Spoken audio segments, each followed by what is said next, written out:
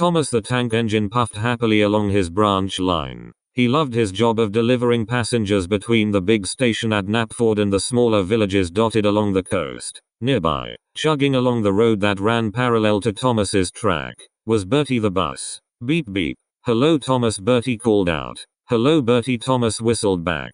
Ready for a race? Bertie chuckled. Perhaps later, Thomas. I have a very important schedule to keep. But as Bertie rounded a corner, disaster struck. There was a loud bang and a shudder. Bertie lurched to a halt, his tires deflating with a disheartening hiss. Oh dear. A puncture, Bertie groaned. Looks like I'll be late for my passengers. His driver hopped out and examined the tire. It's a bad one, Bertie. We'll have to call for a mechanic to take you to the depot for repairs. Bertie sighed. The thought of missing his schedule made him feel quite glum. Meanwhile, at a small station along Thomas's branch line, the station master was pacing up and down, looking worried. Thomas had just arrived to pick up some passengers. Good morning, station master, Thomas chirped. What's troubling you? The station master sighed. It's these burglaries, Thomas. They've been happening all over the island. Homes, shops, nothing seems safe. The police are doing their best, but these villains are proving elusive. Thomas puffed thoughtfully. Burglaries were serious matters. He continued his work, but the station master's words lingered in his mind. The next morning, Thomas was busy shunting trucks at Knapford. He noticed a flatbed truck being loaded from a nearby road. To his surprise, he saw Bertie being carefully secured on top. Hello Bertie, Thomas called out, heading back to the depot. Are you? Hello Thomas, Bertie replied glumly. It's a rather undignified way to travel, I must say. As the flatbed was being prepared to be hitched to a goods train, two shifty-looking men approached. They wore dark clothes and caps pulled low over their faces, and they carried a large, oily sack. Excuse me, one of the men said to the guard, we need to get this sack loaded onto the train. It's important machine parts. The guard frowned suspiciously, but he was busy with other matters. Just put it in the luggage van. Don't block the gangway. The men hurried away, glancing around nervously. Thomas watched them, his suspicions growing. They didn't look like railway workers. He then overheard them whispering behind a nearby goods wagon. The railway cart is ready. We'll use it to get Bertie and sell him off island. He's worth a fortune. Perfect. No one will suspect a thing, the other replied. Thomas's boiler boiled with anger. They were going to steal Bertie. He had to do something. Before Thomas could raise the alarm, the two men sprang into action. They ran to the flatbed truck containing Bertie and, with a mighty push, uncoupled it from the train. Then, using a small, motorized rail cart they had hidden nearby, they began pushing the flatbed down the tracks.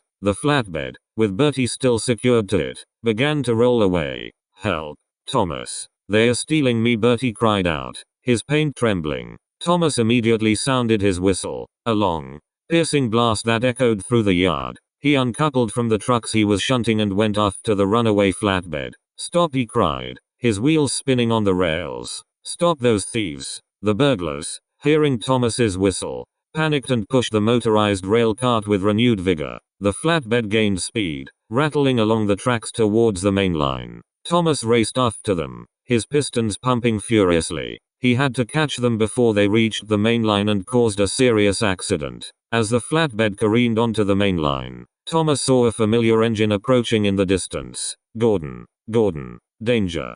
Thieves, Thomas whistled frantically, hoping Gordon would hear him. Gordon, seeing the runaway flatbed and the tiny Thomas pursuing it, slammed on his brakes. His wheels screeched against the rails as he narrowly avoided a collision. What's going on? Gordon thundered, shocked and bewildered. Thomas didn't have time to explain. He continued his chase, switching onto the main line and gathering speed. He weaved past startled passengers and dodging goods trains, his fireman shoveling coal with frantic energy. He was determined to rescue Bertie. The burglars, now terrified of being caught, pushed the flatbed faster and faster. They were nearing a small siding, a dead-end track used for storing empty trucks. We're going too fast, one of the burglars shouted, his voice cracking with fear. It's too late to stop now, the other replied. The flatbed raced onto the siding with a deafening crash. The sudden stop caused the flatbed to tip over, sending Bertie tumbling onto his side. Thomas arrived at the siding just moments later, his brakes squealing.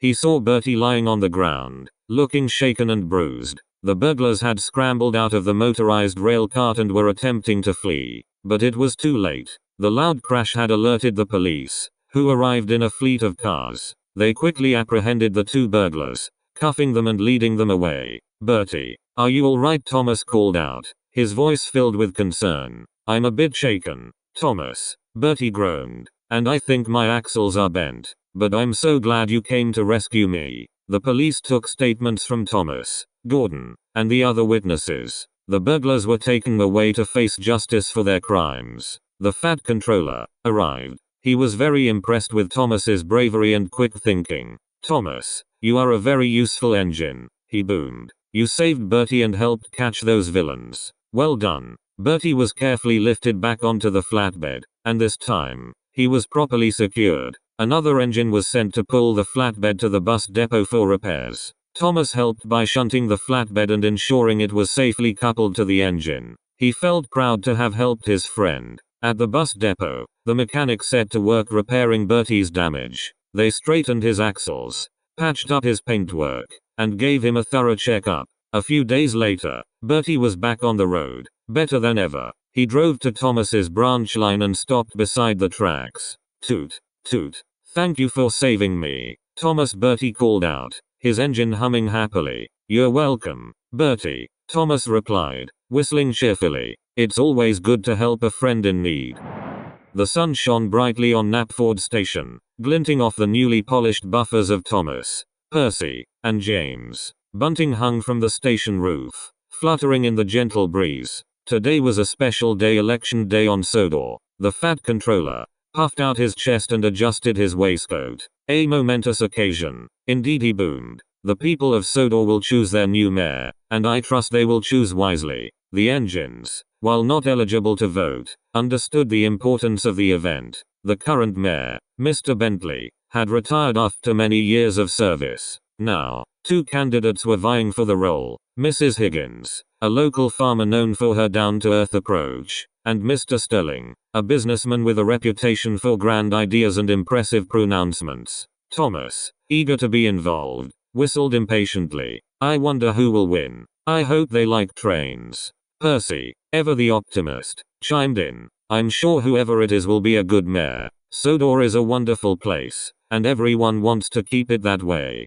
James, preening in his red coat, added, "Whoever wins, they'll certainly appreciate the beautiful paintwork of the Northwestern Railway." As the day wore on, the engines busied themselves with their usual tasks, carrying passengers to the polling stations and delivering ballot boxes from outlying areas. The air buzzed with anticipation. Finally, the votes were counted. The results were announced from the clock tower in Knapford Square. Mr. Sterling had won. A cheer erupted from the crowd, mingled with a few disappointed sighs. Mrs. Higgins, ever gracious, congratulated Mr. Sterling and wished him well. Mr. Sterling, beaming, addressed the crowd.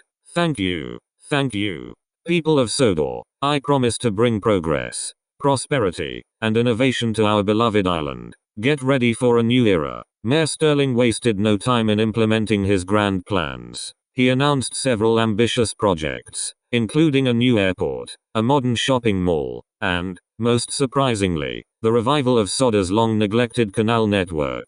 The engines were abuzz with excitement. The canals, once vital arteries of trade and transportation, had fallen into disuse over the years, replaced by the railway. Bringing them back to life seemed like a huge undertaking. The Fat Controller held a meeting with the engines. The mayor believes that reopening the canals will boost tourism and improve transport links. He has tasked us with this important project. You will be responsible for clearing the canals, repairing the locks, and ensuring they are navigable. Thomas, Percy, and James were thrilled to be involved. Even Gordon, usually disdainful of anything not directly related to the Express, expressed a grudging interest. But Henry, who had always possessed a certain sensitivity to the island's atmosphere, felt uneasy. He had heard rumors about Mr. Sterling's business dealings, whispers of shady deals and broken promises. He couldn't shake the feeling that something wasn't quite right. "Are we sure we can trust this mayor?" Henry asked, his voice low.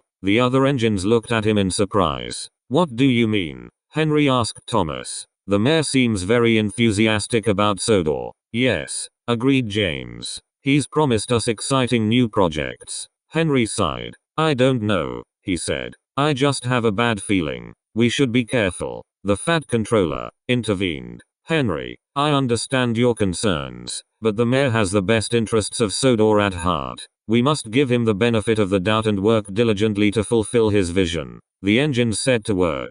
They pulled dredgers to clear the silted-up canals, hauled timber for repairing the locks, and transported workers and machinery to the various construction sites. Thomas enjoyed shunting barges along the newly cleared waterways, while Percy took pride in delivering supplies to the canal-side villages. James, initially reluctant to get his paintwork dirty, discovered a newfound appreciation for the peaceful beauty of the canals. But Henry remained skeptical. He observed the construction crews with a wary eye, noticing shortcuts being taken and corners being cut. The quality of the materials seemed substandard, and the workers appeared demoralized. One evening, while shunting trucks near the canal at Wellsworth, he overheard a conversation between two construction workers. This cement is terrible, one grumbled. It'll crumble in no time. Don't tell me about it, the other replied. The boss says it's all we're getting. He's cutting costs everywhere he can. Henry's suspicions deepened. He decided he needed to investigate further. The next day,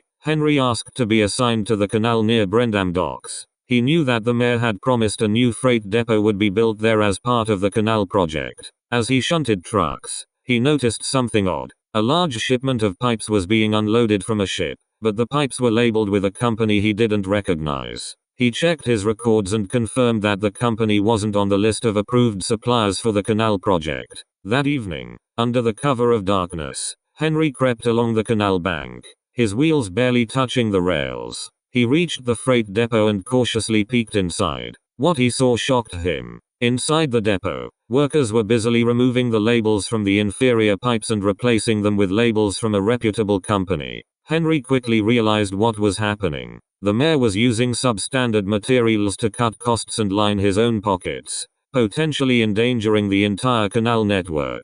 He knew he had to tell the fat controller, but he had no proof. He needed to find something more concrete. The next day, Henry confided in Edward. He listened patiently and agreed that Henry's concerns were valid. We must inform the fat controller, he said, but we need undeniable proof. I suggest you keep a close watch on the shipments. Try to find a document or something that links the mayor directly to this scheme. Henry took Edward's advice and intensified his surveillance. He spent his nights lurking near the docks, observing the movements of the ships and the cargo. One night, he saw a van leaving the docks at high speed. He followed it, his wheels pounding the rails. The van led him to a secluded warehouse on the outskirts of Knapford.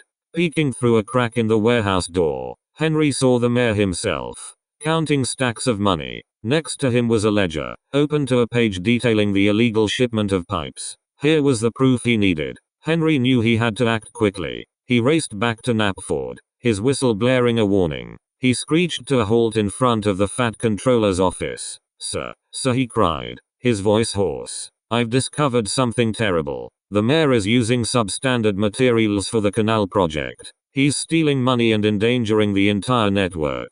The fat controller, initially skeptical, listened intently as Henry recounted his findings. He saw the genuine fear in Henry's eyes and the conviction in his voice. He immediately contacted the authorities and organized a raid on the warehouse. The authorities stormed the warehouse, catching the mayor red-handed. The ledger and the stacks of money were seized as evidence. The news spread like wildfire across Sodor. The engines were shocked and dismayed to learn of the mayor's treachery. Mr. Sterling was swiftly removed from office and faced a trial for his crimes. The canal project was temporarily halted while a thorough investigation was conducted. Mrs. Higgins, the previous candidate, was elected as the new mayor. She promised to restore trust and transparency to the local government. Sir Topham Hatt, relieved that the truth had come to light, thanked Henry for his bravery and vigilance. You have shown true loyalty to Sodor, Henry, he said. You have saved us from a grave mistake. The canal project was restarted under Mrs. Higgins' supervision.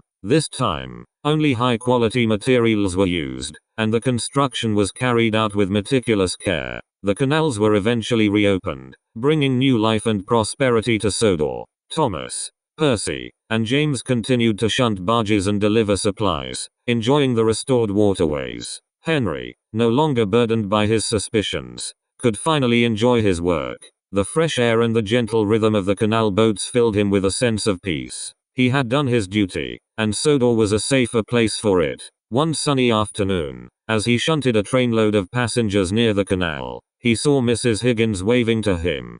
"Thank you, Henry," she called out. "Thanks to you, Sodor has a brighter future." Henry whistled in reply, a happy, confident sound that echoed through the valley. He knew that vigilance was always necessary, but he also knew that the spirit of Sodor, its honesty, its hard work, and its unwavering commitment to doing what was right, would always prevail. The engines slumbered peacefully in their sheds. Steam had hissed from their cylinders hours ago, and the last embers of coal glowed faintly in their fireboxes. The only light came from the moon, filtering through the grimy windows and casting long, airy shadows across the shed floor. Percy was almost asleep when a sound like groaning metal echoed from outside. He jumped. "Oh, dear. What was that?" he whispered, his boiler trembling. Gordon stirred in the next stall. "Probably just animals. Percy, go back to sleep. Some rabbit probably found a bit of discarded carrot." He huffed dismissively and closed his eyes again. Percy wasn't convinced, but it sounded like a ghost. He imagined a spectral engine, rattling its chains and wailing through the night. Gordon snorted. "Ghosts? Don't be ridiculous, Percy. Engines don't become ghosts. Now, quiet down and let me sleep." Percy, though still nervous, tried to follow Gordon's advice, but every creak, groan, and rustle outside made his wheels wobble. Eventually, he drifted off, filled with unsettling dreams of shadowy figures. The next night, it happened again. Creak, creak, thump, giggle. This time, it wasn't just a quiet creak. There were bumps and what sounded like laughter. Percy jumped. Gordon, wake up. It's happening again." Gordon groaned dramatically, his eyes half open. "What is it now, Percy? Can't a respectable engine get a decent night's rest?" "The sounds. They're back. And they're louder. And there's giggling." Gordon listened for a moment. He could hear it now. A strange, muffled sound punctuated by soft, almost childlike laughter. Curiosity, along with a healthy dose of annoyance, finally overcame his sleepiness. "All right," he grumbled. "Let's have a look. But if it's just a badger with a particularly annoying sense of humor, you're shining my buffers in the morning." Percy, the other engines, hearing the commotion, began to stir. "What's going on? Are we needed?" Thomas puffed importantly. "Come on, Thomas, James, Henry," Gordon barked. "Let's see what this racket is all about." Slowly and cautiously, the engines eased out of the sheds. The moonlight bathed the yard in an eerie silvery light. They could hear the noises more clearly now. They seemed to be coming from the far edge of the yard, near a patch of overgrown bushes. Quietly, they crept forward. Percy kept glancing nervously. As they rounded the bushes, they stopped, their pistons frozen in surprise.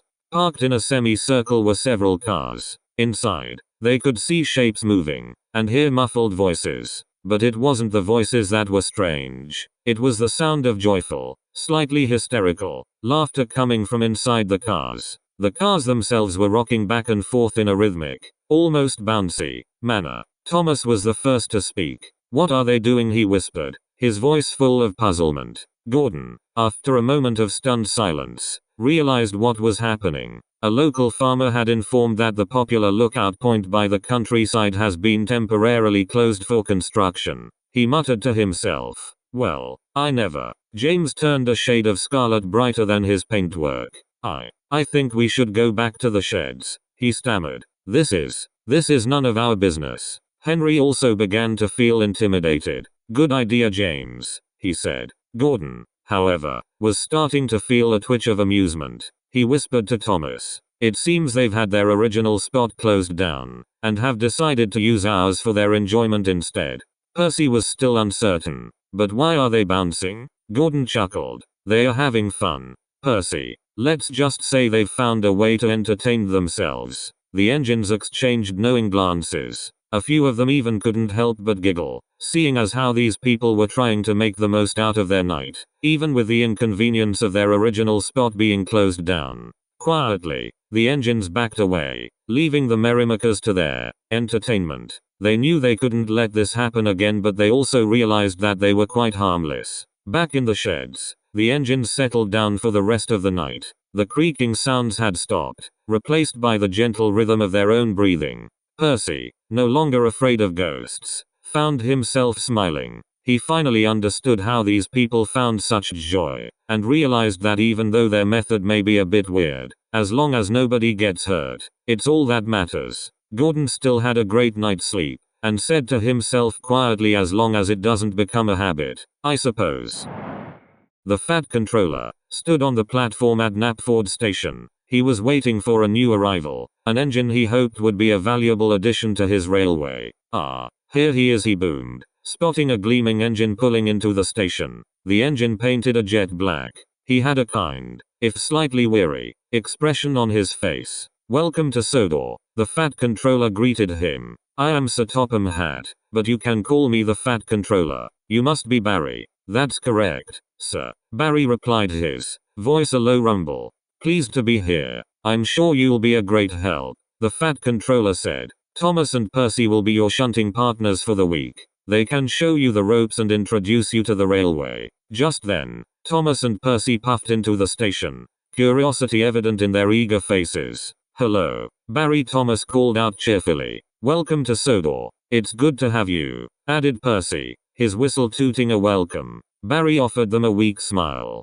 Thank you. I hope I can be of assistance. The Fat Controller cleared his throat. Right then, you three. Barry will be working with you in the shunting yard today. Show him everything he needs to know. Thomas, you're in charge. Carry on. He then strode off, leaving the three engines together. As they prepared to head to the yard, Barry spoke hesitantly. Perhaps I should warn you. I haven't had much luck since my restoration. Restoration, Thomas asked. Yes, Barry sighed. I was rescued from a scrapyard at Barry Island, hence my name. I was in a terrible state, rusted and broken. It was a miracle they got me running again, but ever since things haven't gone quite right. Thomas scoffed. Nonsense, Barry. You look perfectly fine to me. It's just a coincidence. Percy, however, looked thoughtful. He had always been a bit superstitious. What sort of things, he asked cautiously. Barry hesitated, then spoke in a low voice. Derailments, couplings breaking, trucks going astray, all sorts of unfortunate events. I hope it doesn't follow me here. Thomas chuckled. Don't be silly. Accidents happen to everyone. Sodor is a well-run railway. Nothing like that will happen here. Percy wasn't so sure, but he decided to trust Thomas's optimism. Come on, Barry, he said. We'll show you how things are done properly on Sodor. Barry carefully followed Thomas and Percy, learning the layout and the procedures. At first, things seemed to be going well. Barry was a strong and capable engine, and he learned quickly. But then, the accidents began. The first incident was minor. Barry was carefully backing a string of trucks into a siding when he misjudged the distance and bumped into a signal post. The post wobbled precariously and crashed to the ground with a clang. Oh, dear, Barry exclaimed, horrified. I am so sorry. Thomas rolled his eyes. It's all right, Barry. These things happen. They'll get it fixed. He secretly hoped Barry wasn't right about his bad luck. The second incident was more serious. While trying to couple two trucks together, the coupling snapped, sending the trucks rolling downhill. They narrowly missed crashing into a shed. Goodness gracious, Percy cried, his voice trembling. That was a close call. Barry was mortified. I don't understand it, he said, his voice filled with despair. This has never happened to me before. Well, not this bad. Thomas tried to remain optimistic. It's just a faulty coupling, Barry. Don't worry about it. But Percy was starting to believe Barry's story. He shot Thomas a worried glance. The final incident happened that afternoon. Barry was pulling a train of empty trucks along a section of track that had been marked as unsafe but was temporarily being used due to ongoing repairs. Everyone had been warned to proceed with extreme caution. As Barry crept along the track, there was a loud crack, and one of his front wheels came clean off. The engine lurched violently, tilting dangerously to one side. With a sickening thud, the wheel bounced off the track and rolled into a nearby cornfield. Barry, however, was still moving. his remaining wheels grinding against the rails. He was precariously close to derailing completely, his boiler hissing with protesting steam.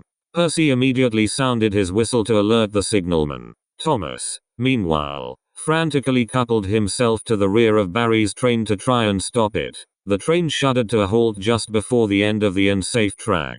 Barry sat there, listing to one side, looking utterly defeated. Thomas and Percy surveyed the scene. Barry was a wreck. His black paint was scratched and dirty, and he looked utterly miserable. The wheel was nowhere to be seen, lost somewhere in the swaying cornfield. Right, said Thomas, trying to sound cheerful, though he was starting to have his doubts. We need to get the breakdown train here immediately. Percy, however, was staring at the spot where the wheel had come off. That track was supposed to be used with extreme caution. It shouldn't have just broken like that. He turned to Barry, his expression sympathetic. Perhaps you are right, Barry. Perhaps you really are unlucky. Thomas bristled. Don't be ridiculous, Percy. It's just a series of unfortunate coincidences. Coincidences, Percy countered. A signal post, a broken coupling, and now this. It seems more than just coincidence to me. Barry sighed heavily. I told you. I knew this would happen. I bring bad luck wherever I go. Thomas was starting to feel uneasy. He didn't believe in luck, but he couldn't deny the series of events that had unfolded. He glanced around nervously. Even the air seemed to crackle with tension. We need to tell the Fat Controller, said Percy. He needs to know what's happening. Thomas hesitated. He didn't want to admit that he might be wrong, but he knew Percy was right. This was beyond just a few accidents. Something was definitely wrong. All right, he said reluctantly. Let's go. Thomas and Percy puffed back to Knapford Station and reported the incidents to the Fat Controller. He listened intently, his brow furrowed with concern. A signal post, a broken coupling, and now a lost wheel, he said, his voice grave. And all this has happened since Barry arrived? Yes, sir, said Percy. He claims he's been unlucky ever since his restoration. Thomas scoffed. He's just superstitious, sir. It's all just coincidence. The Fat Controller stroked his chin thoughtfully. Coincidence or not, we can't afford to have this kind of trouble on my railway, especially with the summer season approaching. He looked at Barry, who stood silently to one side, his face etched with worry. Barry, he said, I appreciate your honesty, but I can't risk allowing this to continue. I need to ensure the safety and efficiency of my railway. Barry braced himself, knowing what was coming. I'm afraid I'm going to have to re-evaluate your position on Sodor. For the time being, you will be placed in the sheds. I will consider what is best to be done. Perhaps a thorough inspection and some remedial work is required. Barry lowered his gaze, his voice barely a whisper. I understand, sir. Thomas felt a pang of guilt. He hadn't believed Barry, and now the engine was being sidelined. But he still wasn't convinced about the bad luck. There had to be a logical explanation. Percy, on the other hand, felt a surge of sympathy for Barry. He believed the engine was genuinely unlucky, and he felt sorry for him. As Barry was slowly and carefully shunted back to the sheds, Thomas and Percy were left to ponder on what had happened. The question remained in their minds. Was it just a series of unfortunate coincidences, or was Barry truly an unlucky engine? And what could they do to help him, if anything? Back in the sheds, Barry felt utterly dejected. He knew the Fat Controller had been right to take him out of service. He was a liability. Maybe he should have stayed in the scrapyard. At least there, he wouldn't be causing anyone trouble. Percy, feeling sorry for Barry, decided to visit him in the sheds. He found the engine looking forlorn. Hello, Barry, Percy said softly. Barry looked up, a sad expression on his face. Hello, Percy, you were right, weren't you? I am unlucky. Maybe, Percy said cautiously, but maybe there's something we can do about it. Like what? Barry asked, his voice filled with despair. I'm cursed, Percy. I'll never be able to work properly again. Percy considered this for a moment. Maybe it's not a curse. Maybe it's something else. Something technical. He remembered what the Fat Controller had said about a thorough inspection. He had an idea. Barry, he said, have you ever had a really thorough inspection since you were restored? I mean, really thorough? Barry thought for a moment. Well, they checked me over, of course, but mostly to make sure I was running. They were so proud they got me back. Perhaps, Percy said, his voice taking on an excited tone. Something was overlooked. Something that's causing these accidents. Maybe a loose bolt, a faulty component, something hidden deep inside. Barry's eyes widened slightly. You think so? You think it's not just bad luck? It's worth a try, isn't it? Percy said. We have to see if we can find something. Percy puffed off to find someone who could help them. He needed someone knowledgeable, someone with years of experience working with engines. The answer was obvious. Edward. Percy explained the situation to Edward, telling him everything that had happened to Barry since his arrival on Sodor. Edward listened patiently. Edward said. It does sound like more than just bad luck. We must investigate. Edward arranged for Barry to be brought to the works. They checked every inch of him, from his boiler to his buffers. They tightened bolts, cleaned pipes, and examined every moving part. Hours passed, and still, they found nothing obviously wrong. Barry began to lose hope. I told you, he said, his voice weary. It's just me. I'm jinxed. But Edward refused to give up. He instructed the men to check the engine's wheels, making sure the axles were running smoothly. As they were checking one of Barry's front wheels, he suddenly stopped. Hey, Edward, come take a look at this. One of the men pointed out a small, almost invisible crack in the metal around the axle. See that? The worker said. It's tiny, but it's there. It could easily weaken under pressure. You're right. That must be it. It's a hairline fracture, easily missed. It would explain why the wheel came off on the unsafe track, and why he's been having so much trouble. Barry overheard their conversation. A crack?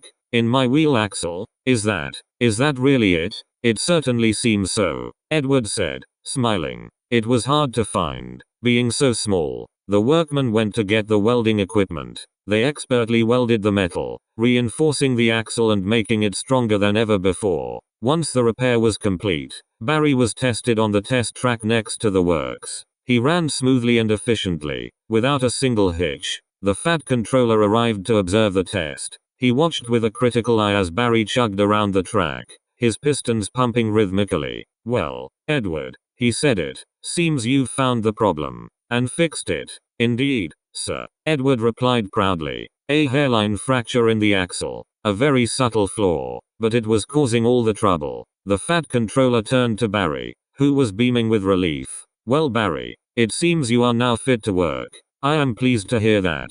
Barry puffed eagerly. Thank you, sir. Thank you, Victor. And thank you, Percy and Thomas, for trying to help. It was nothing, Barry, Percy said. We were just glad to help. Thomas, who had arrived with Percy to see the outcome of the inspection, looked slightly sheepish. I guess I was wrong about the bad luck, he admitted. I'm still not sure I believe in luck, but I do believe in thorough inspections. The Fat Controller chuckled. Very well, you three. Barry, you're back on shunting duty. And Thomas and Percy, you'll continue to work with him and make sure everything is running smoothly. The next day, Barry joined Thomas and Percy in the shunting yard. From that day forward, Barry was no longer considered an unlucky engine. The accident stopped, and he became a valuable member of the Sodor Railway family. He learned that sometimes, what looks like bad luck is just a hidden problem waiting to be discovered. And sometimes, all it takes is a little perseverance, a thorough inspection, and a few good friends to turn things around. As Barry puffed happily along the tracks, he thought about his rescue from the scrapyard, and his new life on Sodor. He knew that he was finally home.